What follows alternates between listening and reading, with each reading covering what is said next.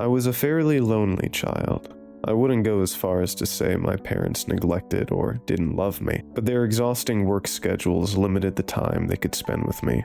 Even when they had a slightly less busy day, we would only have time for a quick chat and a family meal.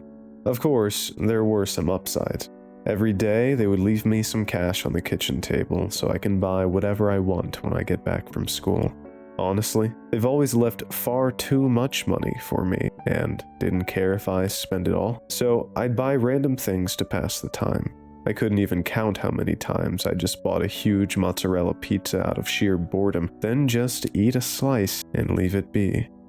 On paper, a rich kid which has the home for himself sounds great, but in reality, the feeling of loneliness was overwhelming.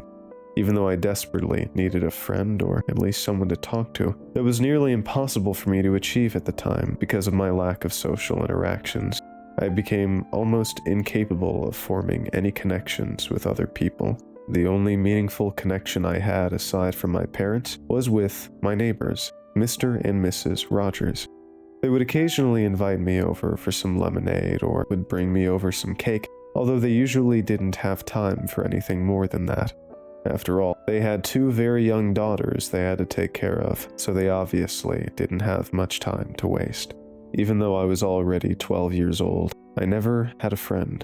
But that changed when I found my best and only friend poking out from the grass in my backyard.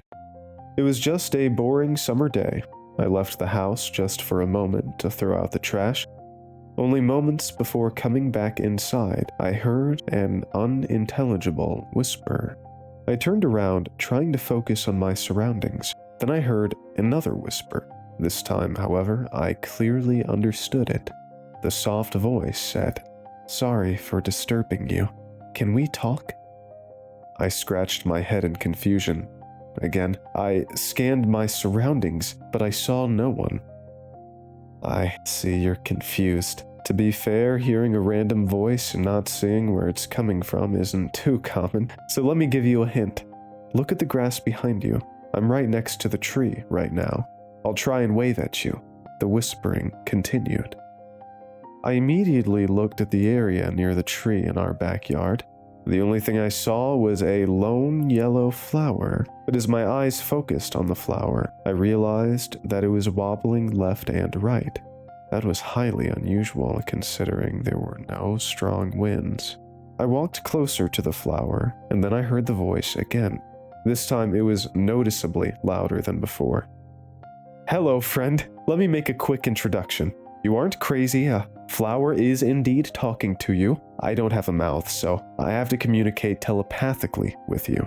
Obviously, that means I'm not an ordinary plant, but I probably look like the average dandelion to you, so feel free to call me Dandy," the flower explained. Its voice was oddly calming. I'm Robert," I stuttered. "This is probably too much for you to handle all at once. It's all right, though. It's not like you meet a talking flower every day, right?" Dandy said while wobbling slowly. "Right," I quickly answered. "I will be honest. The reason why I'm talking to you today is because I have to ask you for a favor. You don't have to help me, but listen to what I have to say at least," the flower said and immediately stopped wobbling. I imagined it was its way of showing how serious it is. "Sure, tell me," I said, while crouching right next to the flower. "Well, you see, I am an exceedingly rare flower, so rare that I doubt there's more of my kind out there. I have some very useful abilities, yet it's difficult for me to care for myself on my own. If I don't get the required food and water in the next couple of months, I will wither away and eventually die. However, if I do get everything that's required, I will evolve and I will finally become strong enough to exit this restricting soil," Dandy explained. "So, what do I have to do?" I asked immediately, intrigued by his story. "Could you get me a glass of water?" Dandy asked. I was surprised by how simple the request was, so I immediately got up and went back inside to grab a large glass of cold water. I brought it to Dandy. You could just pour it into the soil, but let me show you a cool trick instead. Just leave the glass of water right next to me, Dandy commanded. I did, as he said. In only seconds, a dark green vine sprouted from the ground. It was just barely long enough to get to the bottom of the glass. In seconds, it burrowed into the glass and sucked the water out of it. As soon as the glass was empty, the vine retreated into the ground below Dandy. Oh, that hit the spot, thank you, Dandy wobbled, seemingly satisfied. You're welcome, I guess, I said while rubbing the back of my head. As a token of gratitude, I will tell you how some of my abilities work. You see, I can see visions of the future. They're not always easy to decipher, but usually I can understand what they mean. The one I had recently is about you. So please take my warning seriously.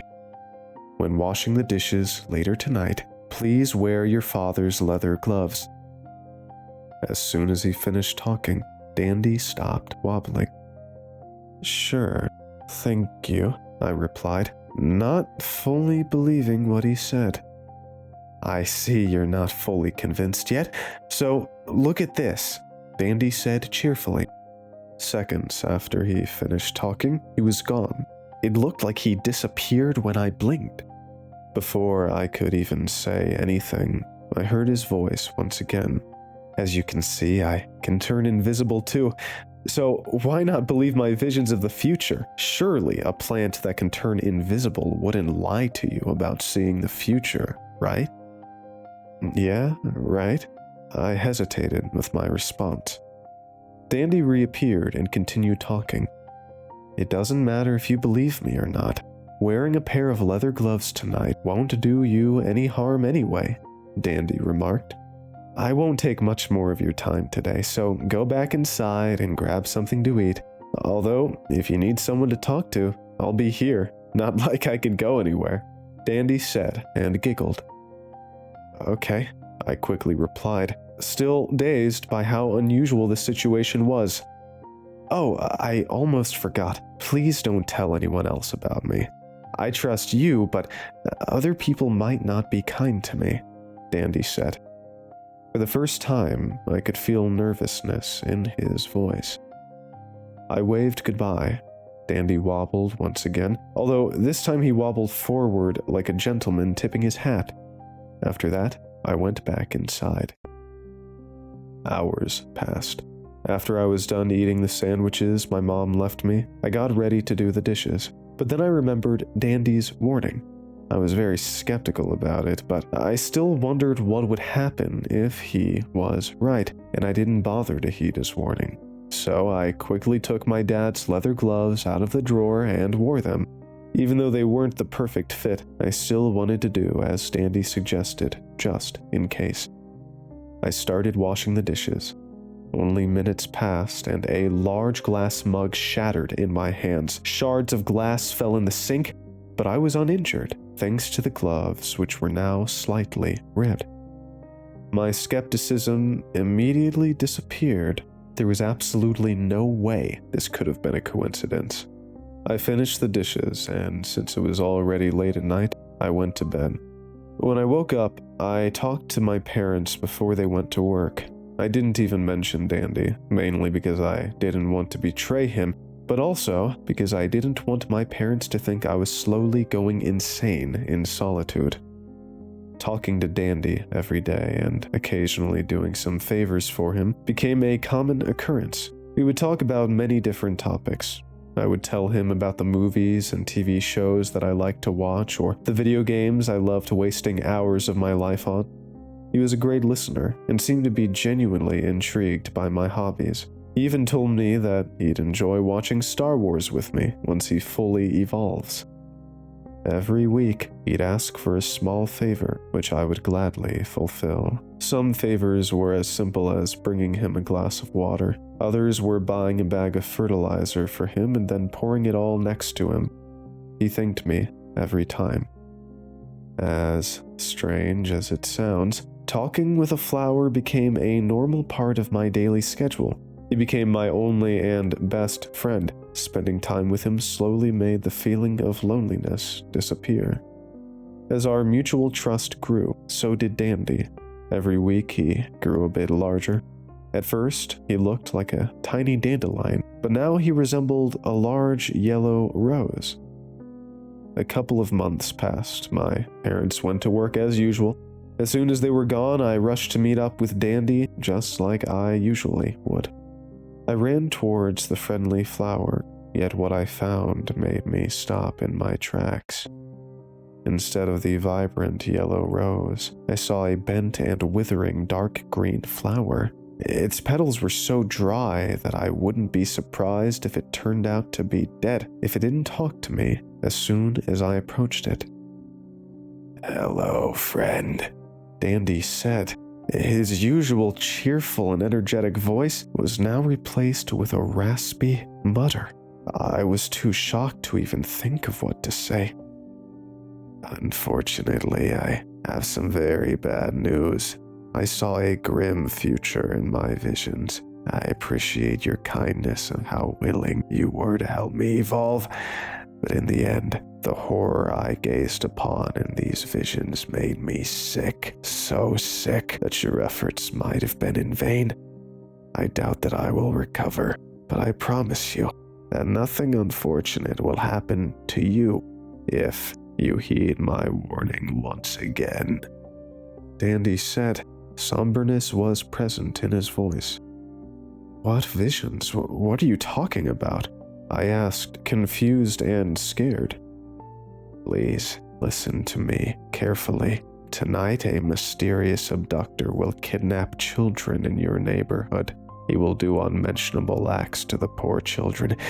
Yet my vision is faulty and incomplete, so I have no way of knowing who that person actually is and which children he will abduct. Yet I know one fact.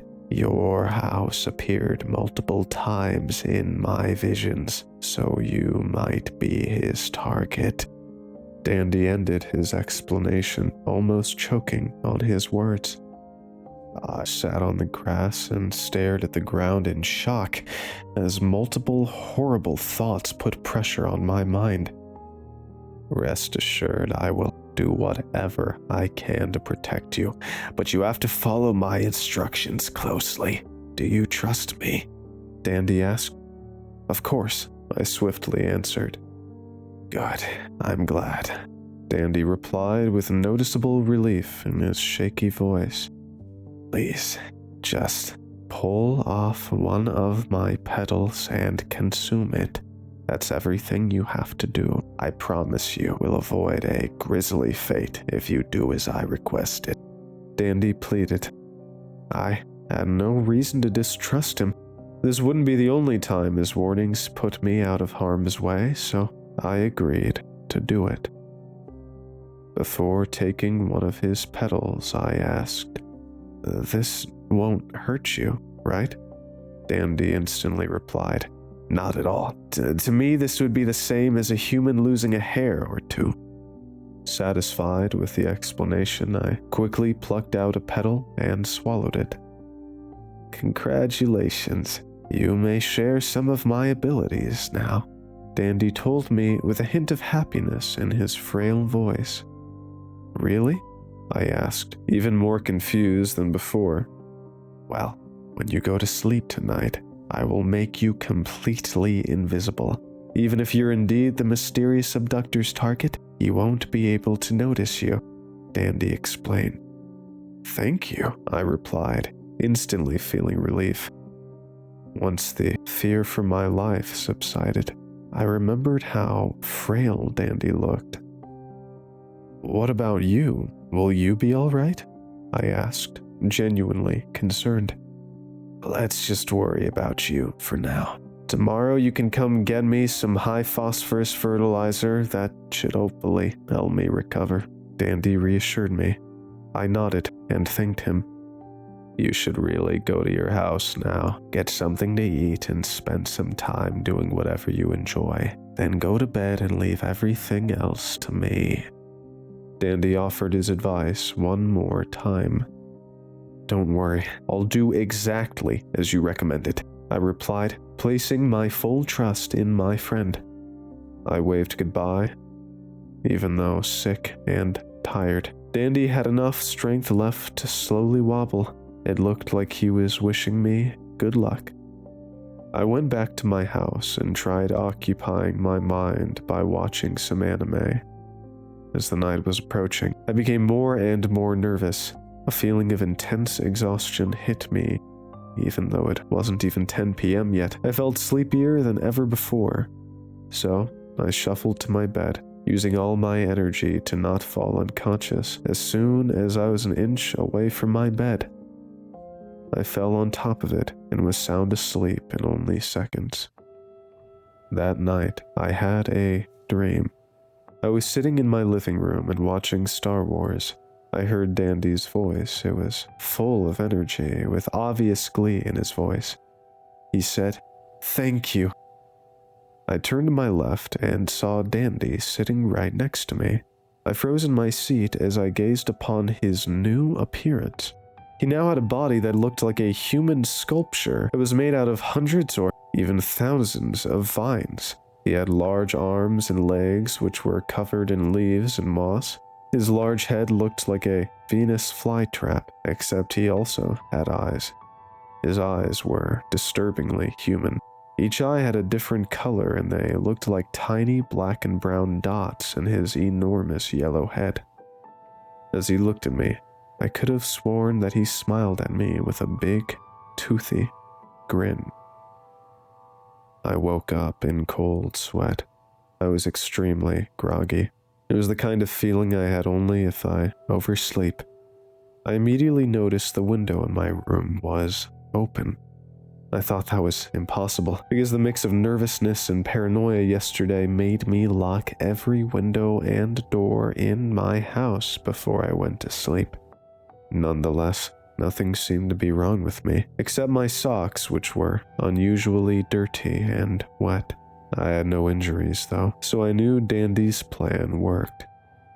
I looked at the clock and realized it was already 2 p.m. I exited my room and was surprised to see my parents sitting in the living room. They were supposed to be at work at that time. I was happy to see them, yet they looked distraught. The way they greeted me was extremely depressing. It was like something else was on their mind. I immediately asked what's wrong, and they told me that our neighbor's daughters, which were only 1 and 3 years old, were missing. My blood ran cold as I realized another one of Dandy's visions came true. My parents continued, explaining that the police are conducting an investigation considering how young the children are. What happened was surely an abduction. I wondered if I would have had the same fate if I didn't follow Dandy's advice. I wanted to show him my gratitude by buying him the most expensive fertilizer I could. I asked my parents if I could go outside for a short walk to clear my mind. They agreed, so I hastily left my house.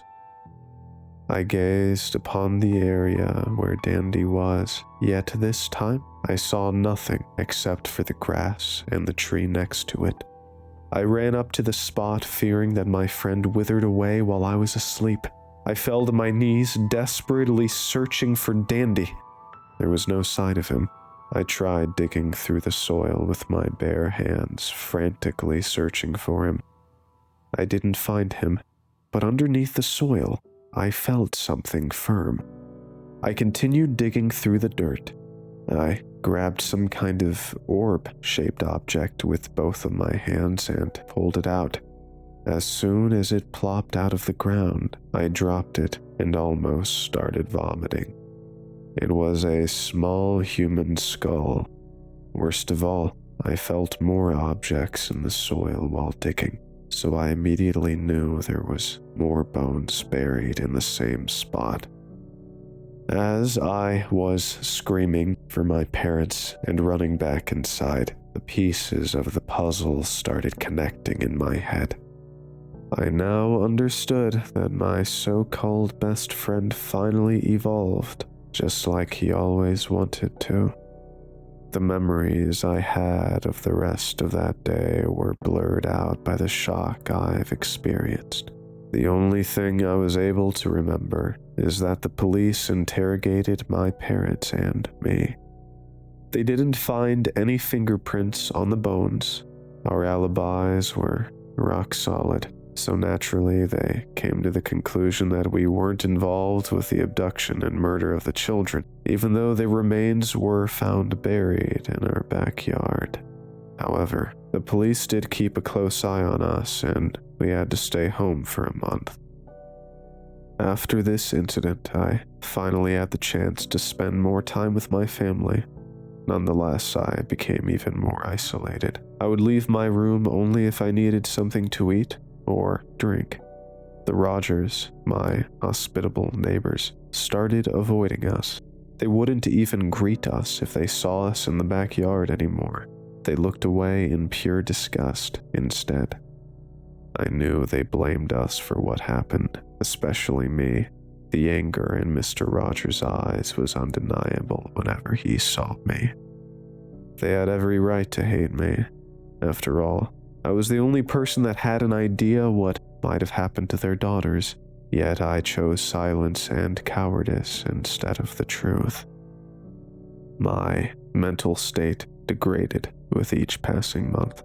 I regularly skipped school and spent most of my days just lying in bed and thinking about the events that happened in the near past. My parents were visibly worried, so they offered to schedule an appointment with a psychiatrist for me. I just ignored their benevolent suggestions and continued with my unhealthy lifestyle. After a while, I just got fed up with my daily cocktails of guilt and misery. I just wanted everything to stop. I thought about how easier my parents' life would be if I just disappeared. Occasionally, I would get massive headaches which almost made me pass out. Every time I had a headache, I would fall asleep minutes later.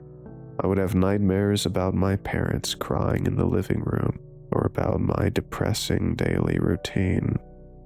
One nightmare, however, was different. In that nightmare, I saw myself sitting on the chair in my room. I had my headphones on and my eyes were closed. Suddenly, my eyes opened wide and I could see pure terror in them. The nightmare ended after that. I didn't think much of it. I didn't realize how important it was at the time. The day after, my parents had another busy workday. They wouldn't be back until tomorrow morning, so I had a bright idea. I stole some of my dad's premium beer cans, as well as a packet of my mom's painkillers. I mixed the painkillers with the beer. I obviously wasn't used to alcohol, but that didn't stop me from drinking multiple cans of the painkiller-infused liquid. I hoped this would be enough to end my life. My head was getting as heavy as an elephant, and my stomach felt like it was going to burst. I opened my window to let some fresh air in and sat on my comfortable chair. Afterwards, I put on my headphones to try and calm my mind by listening to some music while my body slowly collapsed. Moments passed. I felt a cold hand on my right shoulder. My eyes opened instantly. Fear and paranoia overwhelmed my body as I took off my headphones and looked to my right. There was nothing there, yet the pressure on my shoulder only increased. Then I heard a very familiar voice say, "You're still young, friend. It's far too early for you to perish. You should enjoy life just like I do. You gave me my life, so let me save yours." I felt a sharp pain before I could even process what I heard. I was petrified by terror as I stared into the pulsating flesh of my right shoulder. I felt extremely thirsty, like I didn't drink even a drop of water for days. My head was no longer heavy. My stomach no longer felt like it was ready to explode. All sensations were replaced by extreme thirst. I felt something sharp exit my right shoulder, and it went under my shirt and lightly punctured my belly, slowly filling it up with what felt like some kind of liquid. I felt my thirst was slowly getting weaker and weaker, until it finally vanished. The sharp object exited my body with a loud plop.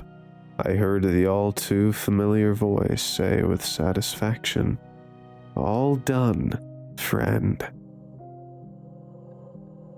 I don't remember anything more about that day. I only remember waking up in my bed. I immediately checked if I had any wounds, but the most I could find when I looked at myself in the mirror was a small red dot on my right shoulder and on my belly. At that moment, I knew very well that my friend, a flower that seemingly used my naivete and loneliness as a tool that helped him accomplish his goal, would always keep his watchful eye on me.